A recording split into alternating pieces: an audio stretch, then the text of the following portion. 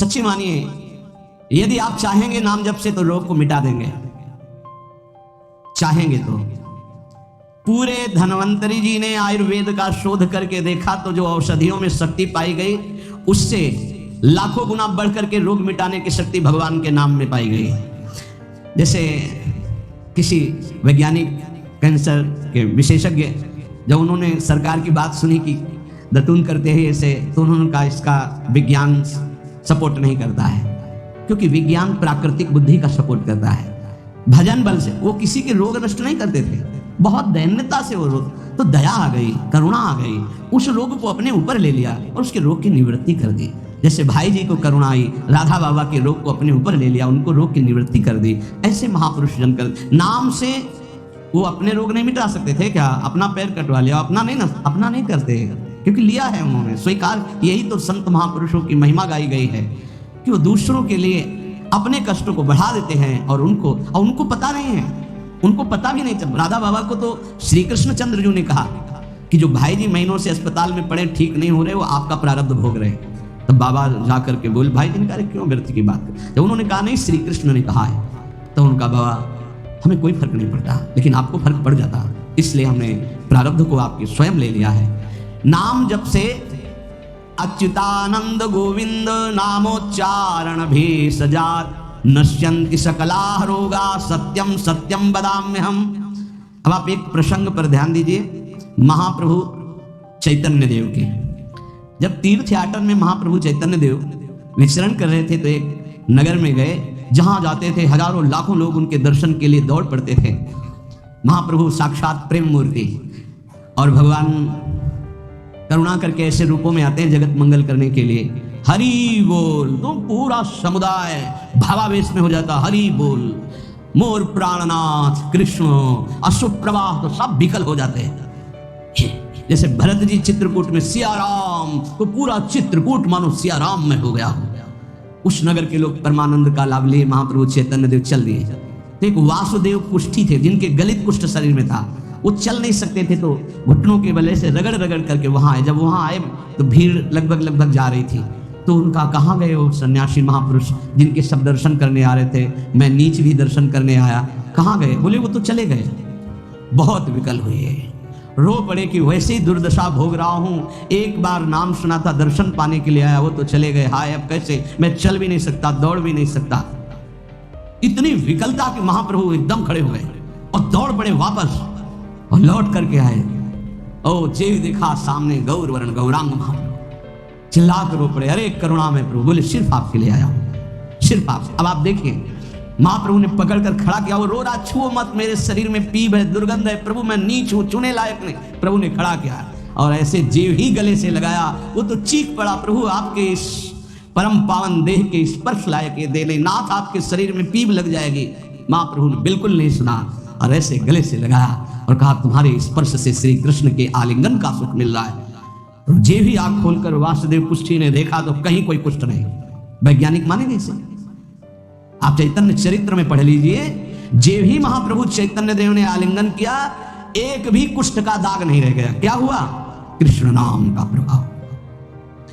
एक आत्महत्या करने जा रहे थे, गलित कुष्ठ था, भाई जी के पावन चरित्र में पढ़ लीजिए, तो कंबल ढके हुए उनको किसी ने कहा कि मरने से पहले एक बार भाई जी के पास चले जाओ, ऐसे महापुरुष के दर्शन करके ही मरो जब तुम्हें मरना ही है तो।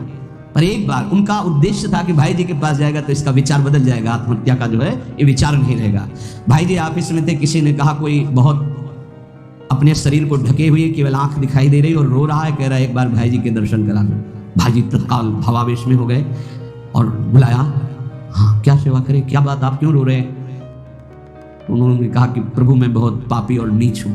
नहीं भाई ऐसा मत बोलो, क्या बात है, आप कंबल से अपना मुख क्यों ढके? हटाइए। तो जे भी हटाया तो घाव पीप पूरे शरीर में, गलित कुष्ठ, पापों का बड़ा भारी दंड। सहम गए देखकर भाई जी, उनका नहीं कोई बात। बोले बस मैं आपके दर्शन करके आत्महत्या करना चाहता हूँ, कोई भी मुझे कहीं समाज में कोई ठौर नहीं, सब मुझे घृणा की दृष्टि से देखते हैं, इसलिए मैं अपने भाई जी ने कहा नहीं तुम्हारे ऊपर श्री कृष्ण की कृपा है। ऐसे जे भी आलिंगन किया कुष्ठ गाय चरित्र में पढ़ ले। क्यों? क्योंकि नाम जब है, संकल्प किया उसके संपूर्ण पाप नष्ट हुए, भस्म हुए, रोग गायब। रोग कहां से होता है? पाप का दंड है रोग, खत्म हो गया।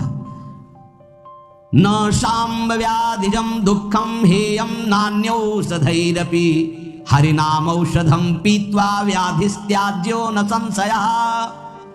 कितना भी बड़ा रोग हो जो किसी और औषधि से न खत्म हो रहा हो, और नाम जब किया जाए और संकल्प कर दिया जाए कि रोग ठीक हो जाए, तो हरिनाम औषधि से बड़ा असाध्य रोग भी ठीक हो जाता है। बोले कर लो अपनी किडनी ठीक, बीमार तो हो आप। तो सच्ची कहते हैं, वृंदावन में बैठे 100 के 100% में 1% भी इच्छा नहीं कि हमारी किडनी ठीक हो जाए। इससे बड़ा साक्षी हम नहीं दे सकते, क्योंकि वृंदावन हमारा प्राण सर्वस्व जीवन है। 1% 100 में नहीं कि ठीक हो जाए। जैसे चला रहे वैसे चलाओ, अब इससे हमें ठीक होने का तात्पर्य नहीं, क्योंकि जो ठीक होना चाहिए वो ठीक हो गया। हम भले हैं, बुरे हैं, नीच हैं, अच्छे हैं, जैसे हैं, अपनी प्रियाजू के ठिकाना मिल गया गोरे चरणारविंद का, इसलिए इसकी जरूरत नहीं है। आप चाहे 100 वर्ष रखो, चाहे 1 सेकंड में इसको बुला लो, कोई परवाह नहीं इसकी। 100 गोपाल शास्त्र नाम का रोज पाठ करते थे, गिरिराज जी की परिक्रमा करते थे, पूरा जीवन हो गया था, और पैरालिस आधे शरीर में उनके हो गया, लकवा जिसे कहते हैं, लकवा ही तो कहते हैं हिंदी भाषा। तो हरि बाबा, पूज्य उड़िया बाबा, ये सब जानते थे, इतने बड़े महापुरुष थे, उनके पास गए और कहा बाबा काहे को लीला कर रहे हो, अगर आप संकल्प करो तो पूरे भारत का पैरालिस ठीक हो जाएगा, आप अपने क्यों असमर्थ होकर पड़े हुए हो। तो उनका बाबा विनोद क्यों करते हो, क्या मच्छर मारने के लिए ब्रह्मास्त्र का प्रयोग किया जाता है? अरे ये शरीर छूटेगा आज नहीं तो कल, इसके लिए भगवान नाम और भजन का प्रयोग करें। नहीं, बाबा मुस्कुरा दिए। पर शास्त्रीय सिद्धांत है, यदि आप औषधि से भी नहीं ठीक हो रहे, नाम जप कीजिए और संकल्प कीजिए कि रोग ठीक हो जाए, पक्का ठीक हो जाएगा। जब उस पाप की नष्ट करने योग्य आपका भजन बन जाएगा, पक्का ठीक हो जाएगा। आधयो व्याधयो यस्य स्मरणान्नाम कीर्तनात् तदैव विलयम यान्ति तमनंतम नमाम्यहम्। जिनके स्मरण और नाम कीर्तन से संपूर्ण मानसिक चिंताएं, शारीरिक रोग और भी व्याधियां, वो सब नष्ट हो जाएंगी नाम से। मानसिक चिंताएं, कई लोग ऐसे हैं कि मैं डिप्रेशन में था, जब से प्रवचन सुना राधा राधा जपा सब खत्म हो गया। बाहर से सुनकर राधा राधा खत्म हो जाएगा, अगर आपको कहीं ऐसा है, इसका मतलब आप बात ही नहीं सुन रहे, नाम ही नहीं जप रहे। अरे नाचने का मन होता है। आधयो व्याधयो यस्य स्मरणान् नाम कीर्तनात्, कोई भी मानसिक या शारीरिक कष्ट उसे व्यापता ही नहीं जो नाम जप कर रहा है। सच्ची मानिए, आप पकड़िए इस बात को, पकड़िए, नाम जप से सब कुछ ठीक हो जाए। एक बहुत डिप्रेशन में यही आए हुए थे, उनको हमने बताया सबके जूते साफ करो, यहाँ सबकी पादुका साफ करो, वाणी पाठ में बैठो और पाप श्री जी की जूठन ठीक हो जाओ। ये कोई आशीर्वाद नहीं था, ये पाप नष्ट करने की प्रक्रिया थी। जब आप सबकी पादुका साफ करोगे तो आपके सारे पाप नष्ट हो जाएंगे। पर देहाभिमान प्रबल, पादुका हम सबकी, ये बहुत बड़ी बात है। बड़े सौभाग्यशाली जिनको ये रहस्य पता चल जाए कि सब संतों के बाथरूम साफ करने का अवसर मिले, पादुका साफ करने का अवसर मिले, जूठन फेंकने का अवसर मिले, तो अहो भाग्य, जीत गए आप इस माया पर ये बात सबकी समझ में नहीं आएगी, क्योंकि अभिमान नष्ट होता है। जिस समय आप दूसरों की पादुका साफ करेंगे, उस समय आपके पाप और अभिमान दोनों का नाश हो जाएगा। पर ये बहुत कठिन बात है, बहुत कठिन बात है। सब लोग खड़े हैं और आप उनकी पादुकाएं, और कोई कठिन बात नहीं। आप गुरुद्वारा जो साहब कहते हो, वहां चाहे आप जितने बड़े पदाधिकारी हो, वहां अगर सेवक हो तो वहां पहले जोरी सेवा मिलती, पादुका की सेवा करो, और सब करते हैं। सर्वरोगोपशमनम सर्वोपद्रवनाशनम शांतिदम सर्वरिष्टानाम हरे नामानुकीर्तनम। गंगा के किनारे पूज्य हरि बाबा विचरण कर रहे थे, तो 10 गांव के लोग एकत्रित होकर आए और कहा बाबा, गंगा जी जब बढ़ती तो पूरा हाहाकार मच जाता है, हमारे खेत बह जाते हैं, गांव पूरा जीना मुश्किल हो जाता है। ना कोई इस बात को समझ पा रहा है और ना हम में कोई सामर्थ्य। बाबा कृपा करो, आपके पास तो बहुत लोग आते रहते हैं। हरि बाबा विश्व प्रसिद्ध महापुरुष थे, उड़िया बाबा सदैव साथ रहते थे, अनूप शहर। हरि बाबा ने सबकी करुण पुकार सुनी, तो बाबा ने कहा हाँ, हमारे पास एक बहुत बड़ा पावर है, नाम। सुनो, सबको साथ देना पड़ेगा। क्या? बोले बालू का बांध बांधेंगे। हमारे पास पैसा नहीं, हमारा कोई सहयोग नहीं, तो हम बालू का बांध। तो बोले बालू का बांध? गंगा जी बोले जहां नाम जप करके तसला रख दोगे बालू का, गंगा जी चाहे जितनी बाढ़ है उसको काट नहीं सकती। तो जानते हो अब तो बहुत बड़ा बांध बना हुआ है, उसको हरि बाबा बांध से ही कहते हैं, हरि बाबा के नाम से ही बांध। पर बाबा ने पहला बांध जानते हो काहे को बनवाया? बालू का। भर भर के बालू नाम उच्चारण हो रहा है, हरे कृष्ण बाबा ये कीर्तन करवाते थे। और ऐसे तसला फावड़े में भरा जा रहा है कृष्ण कृष्ण कृष्ण, और रखा जाता है कृष्ण। बोले गंगा जी की सामर्थ्य नहीं कि काट दें। ऐसा ही हुआ, गंगा जी बहुत बढ़ी पर दिशा बदल दी, बांध का स्पर्श ही नहीं हुआ। और आगे चलकर जब पता चला कि बाबा ने ऐसा बांध, तो फिर सब मिलकर सरकार ने भी बहुत सुंदर बांध बना हुआ है, और वहाँ आज भी कीर्तन अखंड चलता रहता है। बहुत बड़े बड़े महापुरुष वहाँ बैठ करके साधन भजन भी किए। हरि बाबा उड़िया बाबा जब थे तो भाई जी महाराज बड़े बड़े संत जाकर वहाँ सत्संग करते थे। नाम का प्रभाव गंगा जी ने नहीं स्पर्श किया, उस बांध को जो बालू का बांध दिया गया। आप समझते क्या है? नाम में अपार। कैसे कोई वैज्ञानिक मानेगा इस बात को कि ये नाम का प्रभाव। रोज नाम कीर्तन में वर्षों से एक भक्त जाते थे। बाबा ने पूछा, देखो अगर संत किसी को पूछते हैं तो आप ये समझ लो कि आपके जन्म जन्मांतरों के सुकृत सफल हो गए कि आप उनकी स्मृति में हैं। वैसे तो दृष्टि नहीं जाती, पर सब जब जहां अपनापन हो जाता है दृष्टि, वो भगत नहीं दिखाई दे रहे। उनका प्रभु तो आज ही पधार गए बिना कीर्तन के। ये कोई 200-400 वर्ष नहीं हुए हरि बाबा को गए भी, बहुत 60-70 वर्ष हुए होंगे। उड़िया बाबा, हरि बाबा, भाई जी सब एक समकालीन महापुरुष है। उनका बाबा, उनका तो विमान बन रहा है, वो तो दाह संस्कार के लिए ले जाए जाएंगे। बोले नहीं, पहले विमान यहाँ लाओ। बाबा घंटा बजा करके बोलते हरि बोल। मारा घंटा में धोनी हरि बोल का विमान की रस्सी खोल दो। 2-4 बार घंटा जे बजा उठ के बैठ गया। बोले कीर्तन के बिना कैसे जा रहे? अब आप ये वैज्ञानिक कोई मानेगा? ऐसा कैसे हो सकता है? अरे कर तुम अकर तुम अन्यथा कर तुम। जहां सुई का धागा नहीं जाता वहां से अनंत ब्रह्मांड पार कर दे, उसे परमात्मा कहते हैं, उसे भगवान कहते हैं। कीर्तन हुआ, बोले अब जाओ हमारे हरि के पास। तत्काल मूर्छाई, शरीर छूटा, विमान पे चिता। ये हजारों की भीड़ के बीच में हुआ, कोई अकेले एकांत में नहीं हुआ। कई लोगों को प्रश्न हुआ कि बाबा की वास्तविक किडनी खराब है। किडनी के मरीज नहीं है, शरीर किडनी का मरीज है। लेकिन जब हम होते हैं तब किडनी के मरीज नहीं होते, और जब किडनी के मरीज होते तो हम नहीं होते। ध्यान रखना। अभी तुम समझो, समझ पाओ तो समझ लो। इस समय हम मरीज नहीं हैं, इस समय डॉक्टर हैं हम। अभी जब इससे उतरेंगे तो मरीज हो जाएंगे, पकड़ लेंगे लोग, खड़े करेंगे।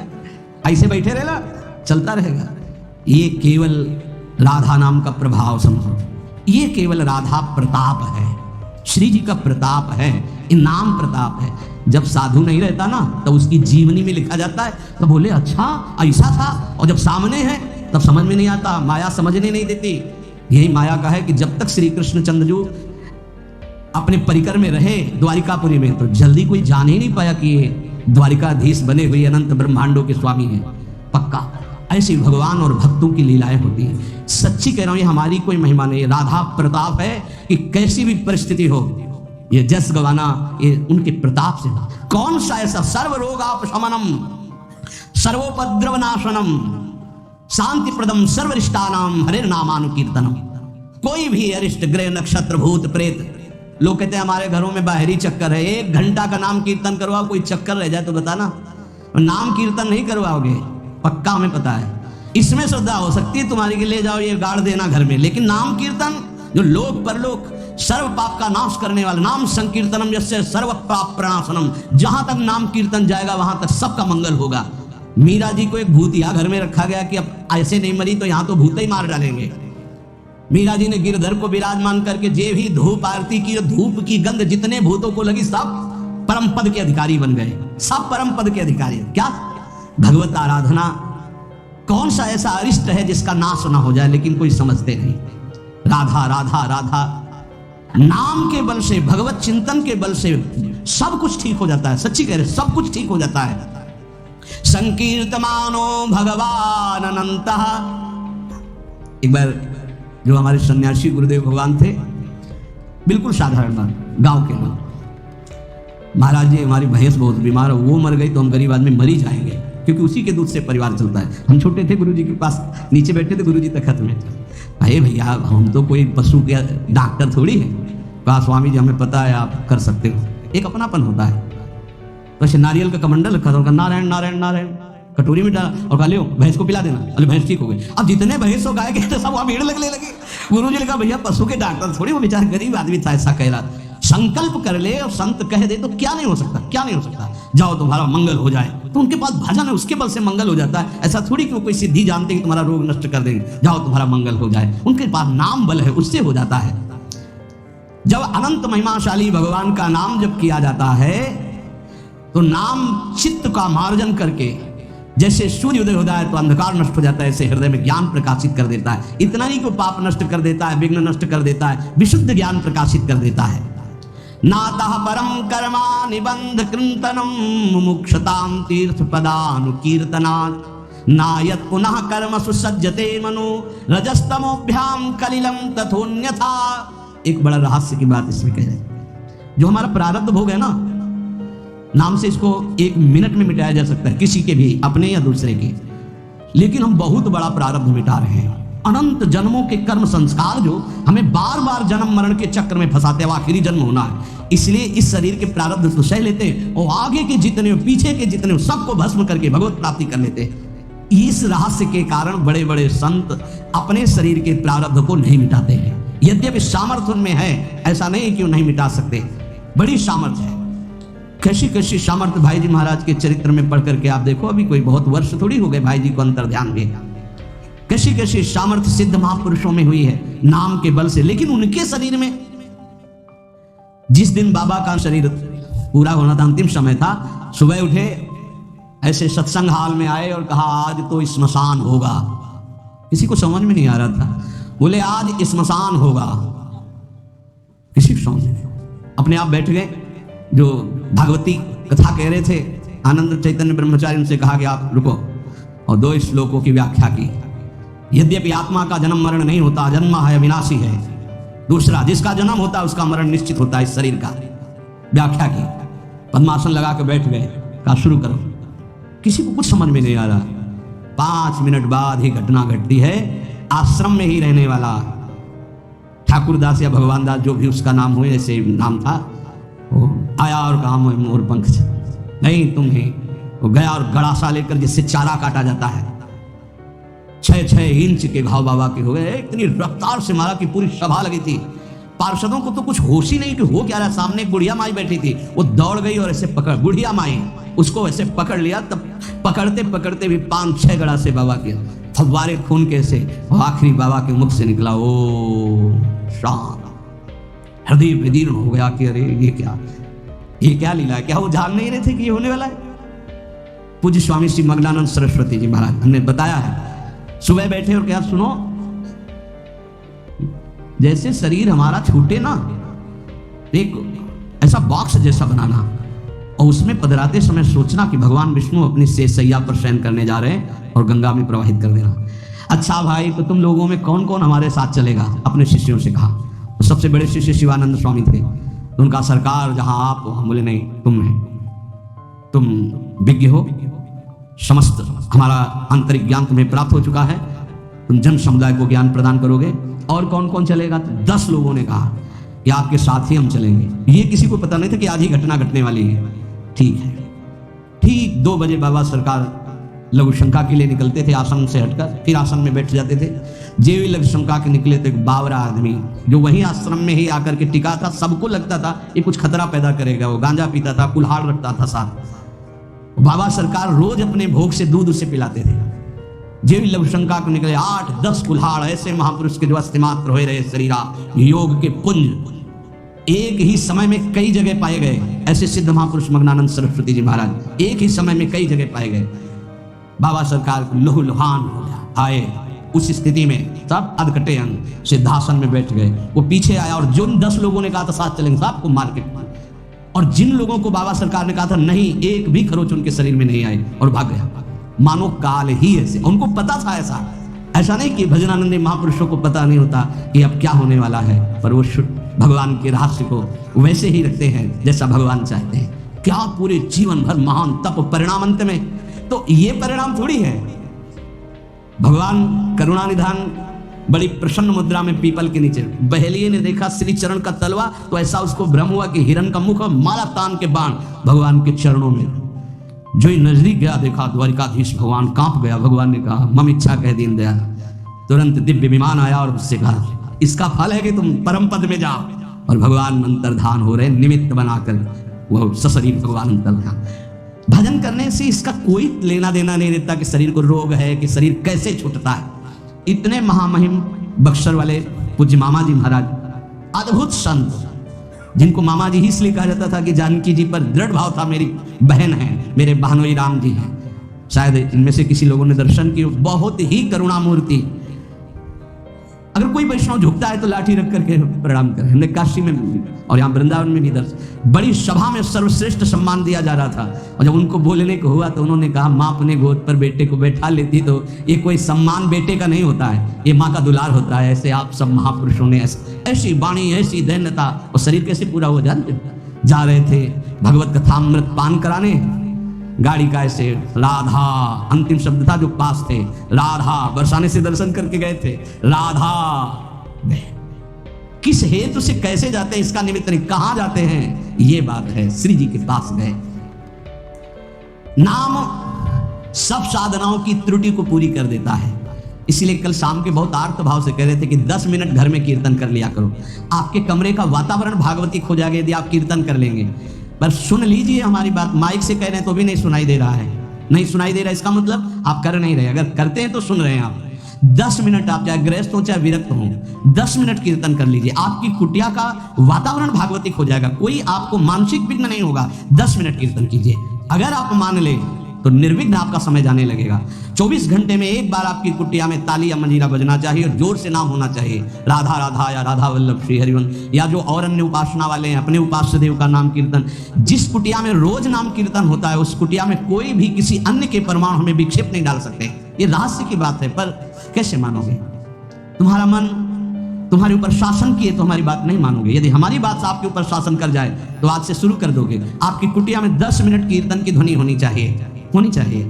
जैसे बड़े भाग्यशाली जन हैं, कई वर्ष पहले ये हुआ कि जिस कॉलोनी में रह रहे हैं उस कॉलोनी में कीर्तन होना चाहिए। आज भी कीर्तन, कितना सुख मिलता है जब आसपास ये राधा नाम का कीर्तन करते हैं तो हृदय, और 50 लोग पीछे चलते हैं नाम कीर्तन करते हैं, पूरी कॉलोनी में गूंजता है नाम कीर्तन। आप अपनी कुटिया में अपने मंगल के लिए, अपने वातावरण अनुकूलित के लिए, जो आपके दिमाग को भागवतिक बना सके, 10 मिनट नाम कीर्तन कीजिए, मान लीजिए, फिर आप परिणाम देखिए। जोर जोर से नाम कीर्तन कीजिए। नाम से समस्त त्रुटियों की पूर्ति हो जाती है। मंत्र तंत्र तच्छिद्रम देश कालार्ह वस्तुतः सर्वम करोति निश्चिद्रम नाम संकीर्तनम तव। जैसे आप मंत्र जप कर रहे हैं तो आपकी कोई त्रुटि हो गई है, कई तरह की त्रुटि हो जाती है। आप मंत्र जपते जपते कोई बोल दिए, कोई बात कर दिए, निषेध है मंत्र में, जब तक माला पूरा ना हो जाए तब तक नहीं। वैसे भी मंत्र में मान लो कोई शब्द ऐसा जो आप त्रुटि कर दिए हैं, तो जहां आप माला पूरा करें, 11 माला हो गई, हमारा 21 माला हो गया, तो 5 मिनट नाम कीर्तन करें, तो जितनी भी त्रुटि होगी मंत्र जाप की वो पूरी हो जाएगी। ऐसे ही यज्ञ है, कुछ भी अनुष्ठान है, उस अनुष्ठान के बाद 10 मिनट नाम कीर्तन कीजिए, वो पूर्ण हो जाएगा। कोई भी त्रुटि आपके फल में बाधा नहीं पहुंचा पाएगी यदि नाम कीर्तन हो जाता है हर अनुष्ठान के बाद। यस्य स्मृत्या च नमोक्त्या तपो यज्ञ क्रियादिषु न्यूनम संपूर्णतामेति सद्यो वंदे तमच्युतम। कोई भी सत्कर्म में न्यूनता हो गई हो, नाम कीर्तन बाद में कर लो, उसकी पूर्ति हो जाएगी। भगवान अच्युत का नाम सर्व मंगल करने वाला है। भगवान का जो नाम जब करता है तो भगवान उसके ऋणी हो जाते हैं, भगवान ऋणी हो जाते हैं। क्या या बकाया रह गया? जब भगवान ऋणी हो गए, आप राधा राधा राधा प्रियालाल ऋणी हो जाएंगे। जिस समय गोपीजनों से प्रेम विवश होकर भगवान कहते मैं बहुत काल तक आपकी सेवा करूं तो भी आपके ऋण से ऋण नहीं हो सकता। क्यों?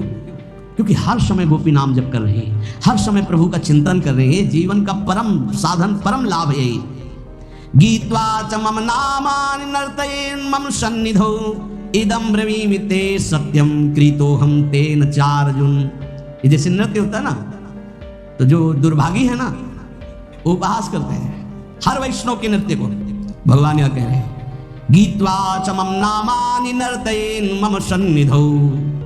मीरा जी पूरी रात रात नृत्य करती थी गिरधर के सामने कीर्तन करते हैं। ये अपने लोग जो राधा राधा नाम कीर्तन करके नृत्य करते, तो गीत्वा च मम नामानि, जो मेरे नाम का गायन करते हुए, नर्तयेन् मम सन्निधौ, मेरे सानिध्य में नृत्य करता है, तो इदम ब्रवीमि ते सत्यम।